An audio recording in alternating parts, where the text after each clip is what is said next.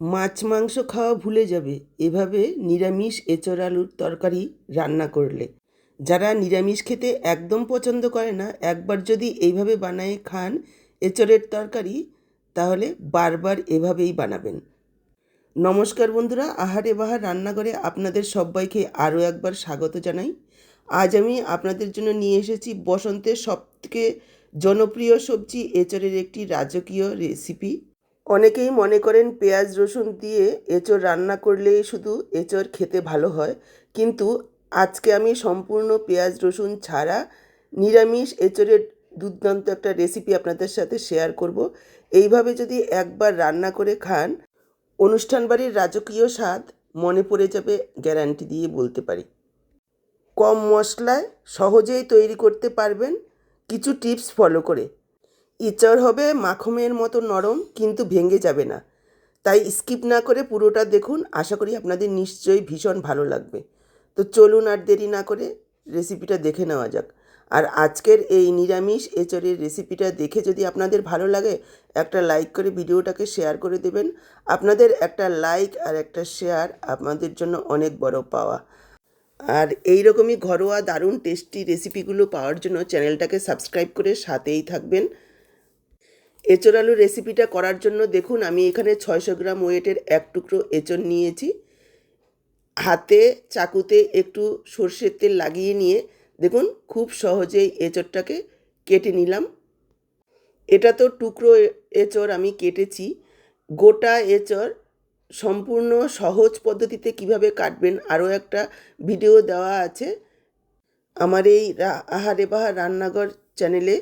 আপনারা চাইলে দেখে নিতে পারেন, লিংক আমি ডেসক্রিপশন বক্সে দিয়ে দেব। দেখুন এঁচোড়টাকে আমি এইভাবে একটু ডুমু ডুমু করে কেটে নিয়েছি, আর সাথে কেটেছি দুটো আলু মিডিয়াম সাইজের, একটু বড় টুকরো করেই কেটেছি। এবার গ্যাস অন করে কড়াই বসিয়ে দিয়ে দিচ্ছি কিছুটা জল, দিয়ে দিচ্ছি 1.5 চা চামচ পরিমাণ লবণ, 1/2 চা চামচ পরিমাণ হলুদ গুঁড়ো, আর 1 টেবিল চামচ পরিমাণ সাদা তেল। সাদা তেলটা দিলে আর কড়াতে আঠাটা লেগে যাবে না। এবার এঁচোড়গুলোকে আরও দুবার ধুয়ে নিয়েছি, দিয়ে দিচ্ছি।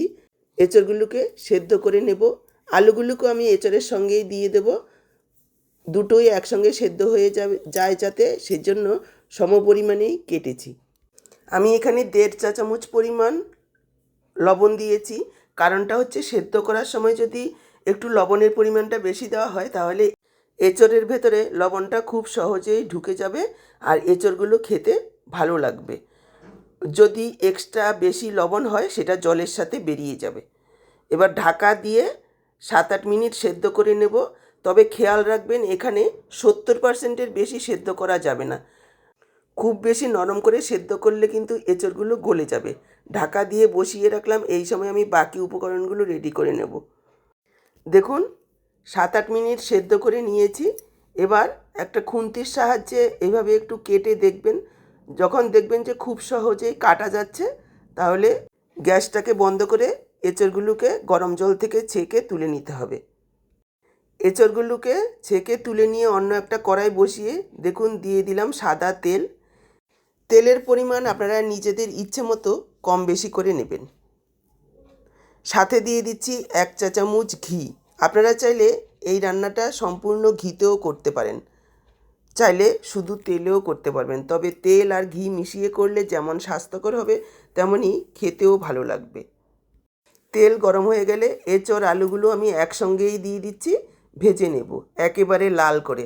মনে রাখবেন, এই রান্নাটা করার জন্য খুব ভালোভাবে ভেজে নেওয়াটা কিন্তু জরুরি। মিডিয়াম হাই ফ্লেমে রেখে প্রায় 5-6 মিনিট সময় নিয়ে একেবারে লালচে করে ভেজে নিতে হবে।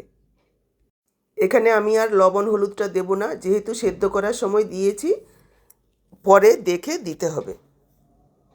দেখুন 5-6 মিনিট সময় নিয়ে একেবারে লালচে করে এঁচোড় আলুগুলোকে ভেজে নিয়েছি। কালারটা দেখেই বুঝতে পারছেন। এবার এঁচোড় আলুগুলোকে ছেঁকে তুলে নিতে হবে। এঁচোড় আলুগুলোকে ছেঁকে তুলে নিয়েছি, আর এঁচোড় ভাজা হতে হতে আমি এইদিকে একটা মশলা রেডি করে রেখেছি। দেখুন মিক্সচার জারে নিয়েছি 1 ইঞ্চি পরিমাণ আদা আর 3টে কাঁচা লঙ্কা, সামান্য পরিমাণে জল দিয়ে এই রকম একটা মিহি পেস্ট বানিয়ে নিয়েছি। বাকি যে তেলটা রয়েছে তার মধ্যে আমি দিয়ে দিলাম 2 টুকরো দারচিনি, একটা শুকনো লঙ্কা, একটা তেজপাতা, 5-6টা লং, 4টে এলাচ। এলাচগুলোকে একটু মুখ ফাটিয়ে দেবেন, তা না হলে ফেটে গায়ে তেল আসতে পারে। এবার লো ফ্লেমে কয়েক সেকেন্ড ভেজে নেব। যখন ফোড়নের সুন্দর একটা গন্ধ বের হবে দিয়ে দেব আদা আর কাঁচা লঙ্কা। লো ফ্লেমে 30 থেকে 40 সেকেন্ড একটু ভেজে নেব। তারপর মিশিয়ে দেব হাফ চা চামচ হলুদ গুঁড়ো আর হাফ চা চামচ কাশ্মীরি লাল লঙ্কার গুঁড়ো। কাশ্মীরি লাল লঙ্কার গুঁড়োটা পুরোপুরি অপশনাল, আপনারা চাইলে নাও দিতে পারেন। আরও একবার মিশিয়ে নেব, আর যাতে আদা কাঁচা লঙ্কার কাঁচা গন্ধটা একেবারেই না থাকে আরও একটু ভেজে নেব। এই সময় দেখিয়ে দিচ্ছি আমি একটা মশলা রেডি করে রেখেছি। মিক্সচার জারে নিয়ে নিলাম 1 চা চামচ পরিমাণ চারমগজ, আর 7-8টা কাজু বাদাম, আর 1 চা চামচ পোস্ত। প্রথমে শুকনো একটু গুঁড়ো করে নেব। দেখুন এইভাবে একটু শুকনো গুঁড়ো করে নিয়েছি। এবার এর সাথে দিয়ে দিচ্ছি 3 টেবিল চামচ টক দই। এইভাবে যদি একটু মশলার সাথে মিশিয়ে নেওয়া যায় দুটো উপকার হবে। একে দই ফেটে যাবে না, আর ভালোভাবে ফেটানোও হবে। আপনারা চাইলে কাজু পোস্তর পেস্টটা আলাদা করতে পারেন, আবার দইটা আলাদাও ফেটিয়ে দিতে পারেন। তবে এইভাবে দিলে অনেকটাই সুবিধা হবে, দই কেটে যাওয়ার ভয় থাকবে না। এদিকে মশলাটা দেখুন খুব ভালোভাবে কষানো হয়ে গেছে, একেবারে দানা দানা হয়ে গেছে। এবার দিয়ে দেবো পেস্ট করে রাখা মশলাটা। মশলার জারটা ধুয়ে অল্প পরিমাণে জল। এবার প্রথমে মশলাটাকে লো ফ্লেমে রেখে খুব ভালোভাবে মিশিয়ে নিতে হবে, যাতে দইটা কেটে না যায়। প্রায় 1 থেকে 1.5 মিনিট এইভাবে মিশিয়ে নেওয়ার পর গ্যাসের আঁচটাকে বাড়িয়ে দিয়ে মশলাটাকে কষাতে হবে আরও 2-3 মিনিট, যাতে মশলা খুব ভালোভাবে কষানো হয়, তেল ছেড়ে আসে। এইখানে যত ভালোভাবে মশলাটা কষানো হবে টেস্টটা কিন্তু তত ভালো হবে, যাতে কোনো রকম মশলার কাঁচা গন্ধ না থাকে। দেখুন প্রায় 3-4 মিনিট সময় নিয়ে মশলাটাকে খুব ভালোভাবে কষিয়ে নিয়েছি। দেখেই বুঝতে পারছেন মশলার তেল ছেড়ে এসেছে। নাড়াচাড়া করা কিন্তু একেবারেই বন্ধ করা যাবে না, তাহলে কিন্তু নিচে লেগে যাবে, যেহেতু কাজু বাদাম চারমগজ দেওয়া রয়েছে। মশলা ভালোভাবে কষানো হয়ে গেলে এবার দিয়ে দিলাম ভেজে রাখা আলু আর এঁচড়।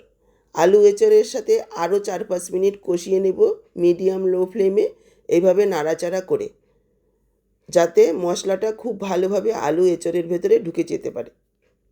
এবার দিয়ে দিচ্ছি পরিমাণ মতো লবণ আর স্বাদ অনুযায়ী চিনি। এটা একটু মিষ্টি স্বাদের হবে। আমি এখানে 2 চা চামচ চিনি দিয়ে দিলাম। মিশিয়ে নিয়ে ঢাকা দিয়ে প্রায় 2-3 মিনিট কষিয়ে নেব। দেখুন ঢাকা দিয়ে 2-3 মিনিট কষিয়ে নিয়েছি, দেখেই বুঝতে পারছেন। আর এঁচড় আলুগুলো প্রায় 90% সেদ্ধও হয়ে গেছে। এবার দিয়ে দেবো জল। জলের পরিমাণটা বুঝে দেবেন, এটা কিন্তু খুব বেশি পাতলা ঝোল হবে না, একেবারে মাখো মাখো হবে। আর এঁচড় আলু প্রায় সেদ্ধ হয়েই গেছে, সেই বুঝে জলটা দিতে হবে। আমি এখানে 1 কাপ পরিমাণ জল দিয়ে দিয়েছি। মিশিয়ে নিয়ে ঢাকা দিয়ে আরও 3-4 মিনিট হাই ফ্লেমে রান্না করে নেব। ঢাকা দিয়ে আরও 3-4 মিনিট রান্না করে নিয়েছি। এঁচড় আলু খুব সুন্দরভাবে সেদ্ধ হয়ে গেছে। দেখুন একবার দেখিয়ে দিচ্ছি, একেবারে মাখনের মতো গলে গেছে। এবার দিয়ে দেব 1 চা চামচ গরম মশলার গুঁড়ো। এখানে রয়েছে দারচিনি, এলাচ, লবঙ্গ গুঁড়ো করে দিয়েছি। আর দিয়ে দিলাম 1 চা চামচ ঘি। আরও একবার সব কিছু মিশিয়ে নেব, আর গ্যাসটাকে অফ করে ঢেকে রেখে দেব 5 মিনিট স্ট্যান্ডিং টাইমে, যাতে সব কিছু খুব সুন্দরভাবে মিশে যায়। 5 মিনিট পর দেখুন আমি পরিবেশন করে দিচ্ছি। দেখেই বুঝতে পারছেন কতটা লোভনীয় হয়েছে দেখতে, খেতেও দুর্দান্ত স্বাদের হয়। তো কেমন লাগলো আজকের এই এঁচড়ের রেসিপি? অবশ্যই বাড়িতে ট্রাই করে আমাকে কমেন্টে জানাবেন। ভিডিও ভালো লাগলে লাইক করুন আর বন্ধুদের সাথে শেয়ার করুন। আর এখানে ছোট্ট একটা অনুরোধ, আমাদের 1 লক্ষ সাবস্ক্রাইবার পূরণ করতে আর মাত্র কিছু দূরে আছি।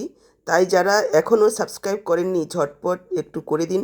দেখা হচ্ছে পরের ভিডিওতে নতুন কোনো রেসিপির সাথে। ভালো থাকুন, সুস্থ থাকুন।